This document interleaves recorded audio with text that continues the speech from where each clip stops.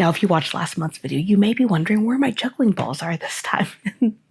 I don't have them because my kiddo is actually using them as I'm taping this. Neither one of us has made much progress, but juggling has been a fun little addition to physics this month. Welcome back. If you are new here, I'm Tricia, and I have 3 kiddos. One who is gearing up for she is in her last semester of college, working on grad school applications, all of that. And then I have 2 boys. Ben is my just turned 17-year-old. He's a junior, and Matthew is my freshman. January for us it's been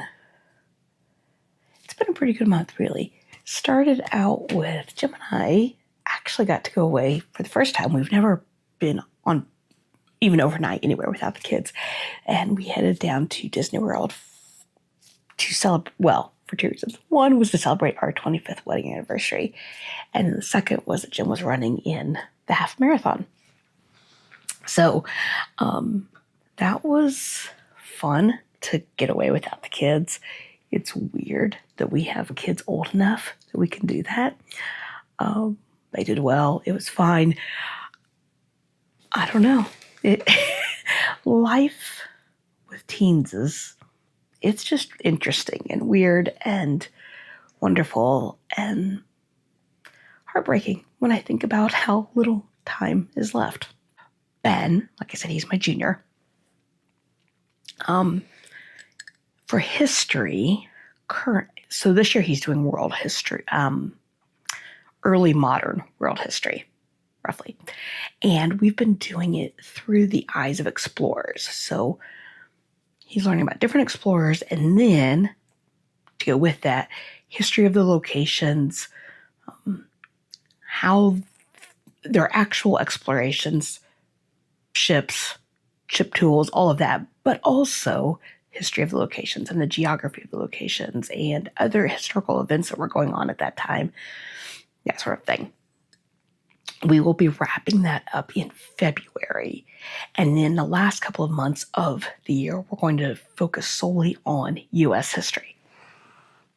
We've interwoven it. Well, that's our plan. We're going to interweave it this year, and then next year he'll also do a world history, but primarily focused on the U.S. history. So there's that. He has read several books to go with the Explorers Unit. The one he just started is called River of Darkness. It's set in mid-1500s, and it's the story of the first Europeans to travel the Amazon River. Got really good reviews so far. I mean, he's only a couple chapters into it. So far, he's enjoying it. I will let you know next month. And when we end all this, I will also share the other books he's read through it in case that's something you are interested in adding into your own kiddos' history. Now, for physics, like I said last month, we are doing the rest of physics at an expedited pace because he's going to take a 7-week college-level math course. The semester-long, it's a 3-credit course, but it's being done in 7 weeks. So we are finishing physics beforehand so that he can have extra time to do math. We are doing guest hollows physics this year. This is his 3rd guest hollow. He did botany in middle school, and then chemistry last year, and then physics this year. Of the 3, I would say physics is the one that is least interesting him, but I don't know if that's the topic or if it's the curriculum, the books chosen, etc. I'm leaning towards the subject versus the books, because when we talk about the books and what he's learning, he's enjoying the books, etc. So I have a feeling it's just physics, but I will be doing a review of physics, of guest hollows physics, when we're done. If you're interested in it to start looking at now as we're heading into curriculum shopping season, I do have a flip through and first impressions, so I will leave that video down there. For writing, he is doing Write at Home again this year. And the rest of the semester is going to be focused on a research project. But I forgot to ask what his topic was. Anyway, he started Write at Home as a sophomore.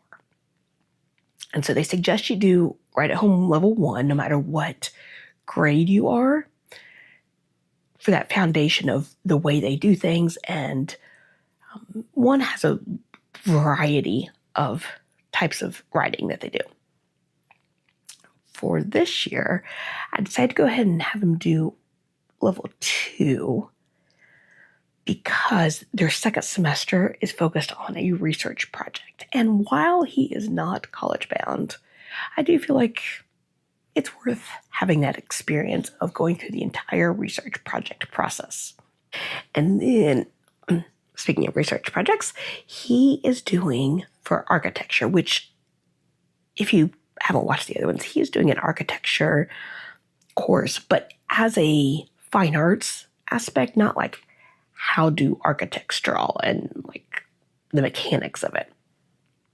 So he's doing that this year, and he is gearing up for a research project in that subject as well. I had him go through, I found a list of like 20 best cities for architects or some such roundup. And I told him to go through that list and pick one. And then we were going to dig into that city for different different buildings and study the architecture of it. Well, my hometown is well known for architecture. Small town, but we're well known for it. So he asked if he could do that, my town instead. So that has been fun to start seeing like what buildings that I grew up with thinking they were just your normal buildings, what's catching his eye, and digging into the history of the city, the history of how architecture became such an important part of our community, etc. So he's going to present it as a PowerPoint. I think I've given him some options, so he'll do that, but then also dig into the different buildings and research the history of them and talk about the architecture and all of that.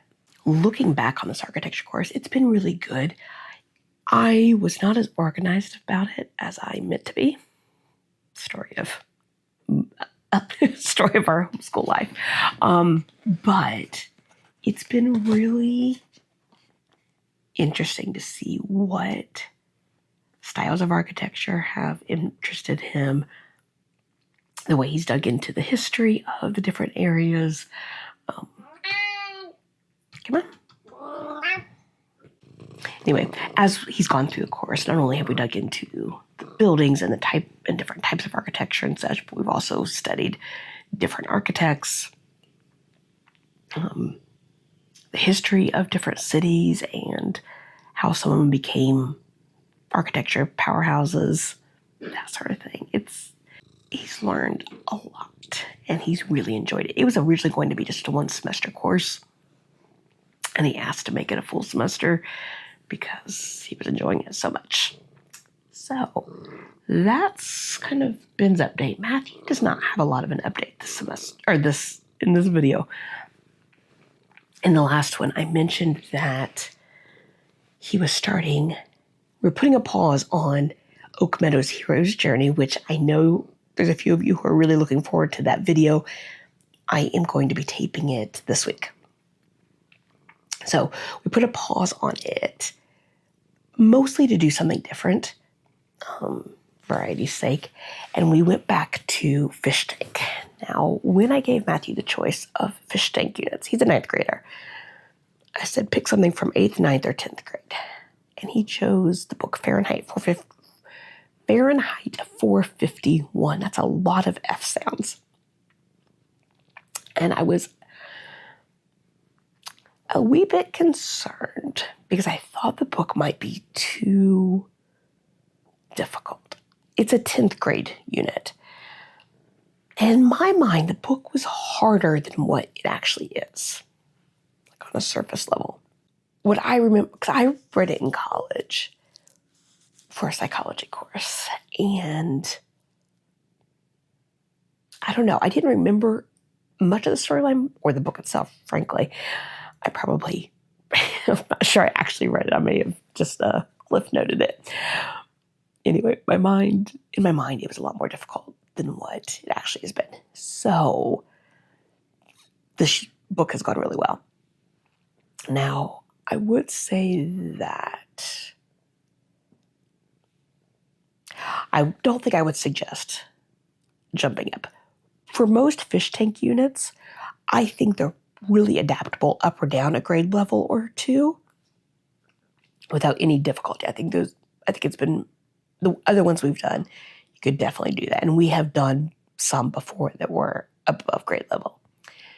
This is our 3rd year using fish tank. However, with this book, because it is, and I can't think of quite the right term, there's the basic storyline, and then there's all the meaning to it and the richer discussion. And I think this is a unit that would benefit from a kiddo being another year older, maybe even 2 years older. Just because it gets into so much. Now, we've had good discussions, but not as rich as I think they could be. I think a little more maturity, like just life maturity, would probably help that. However, so that is to say, if you are interested in doing a Fahrenheit 451 or a fish tank unit, I would not suggest this as a 9th grader. I would suggest it later. Now, the one other complaint I have about it is that it does not weave in history and articles throughout the unit as well as other units have. That's something that has been really attractive about the units to my kiddo.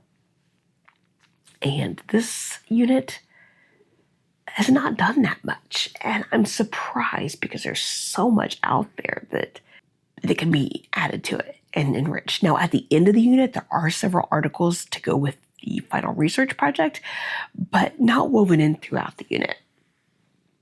So I adapted it by moving those articles throughout the unit. So anyway, we will definitely be done. I think next week is when he finishes reading it. So I will give you my final update, final judgment on it in the February update video.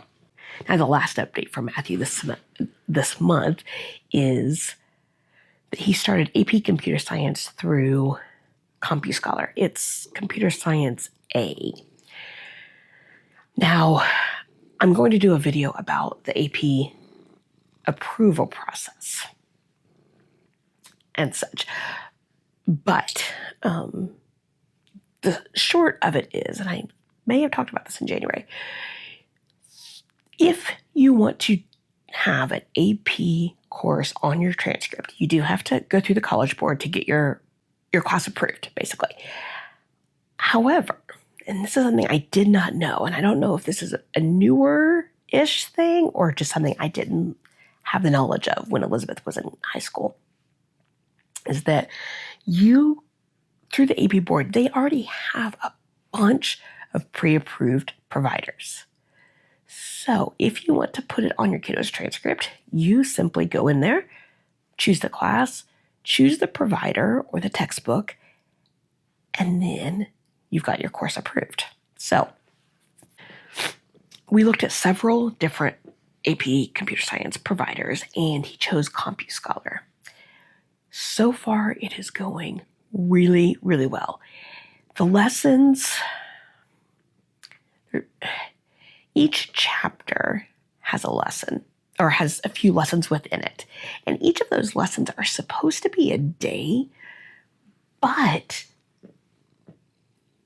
depending on the one, some of them, the reading, the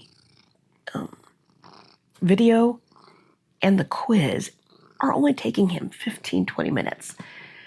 So even if we were just doing this as a normal, 45, 60-minute course, a day course, he could be moving through those lessons more quickly than what the syllabus suggests.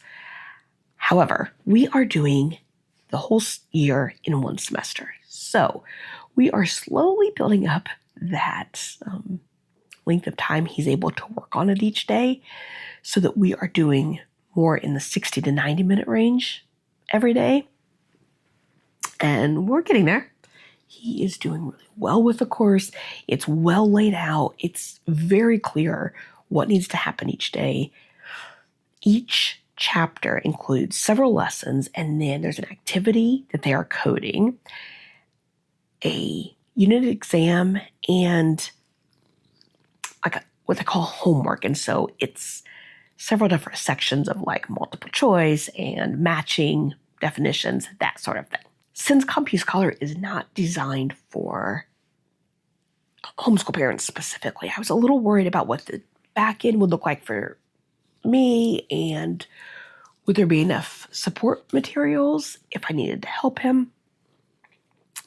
I cannot answer that part because I haven't needed to help him yet. There are support materials. I just don't know how helpful they'll be. But the back end, as far as navigation and grading and all of that, is super, super easy. Now, with almost everything is auto-graded for you. There has been one homework activity so far where you're supposed to provide feedback, and my husband is, he was a computer engineering major, so that's his thing. I had him do the feedback. I could have, because it gave you some information on what the answer roughly should be. It's nice to be able to hand that off to someone else, though. So yeah, I'm impressed with it so far. If you want me to do a review about CompuScholar, please let me know down below. I will put that on the list. I have a bunch of curriculum reviews and flip-throughs, etc. coming up, so be on the lookout for that. Yeah, I think that's it for January. Hopefully by the February update, I will have finally kicked this cold. I think I'm on day 12, 11 of it. It has been absolutely ridiculous, my friends. Ridiculous. Thanks for watching, and I will see you in the next video.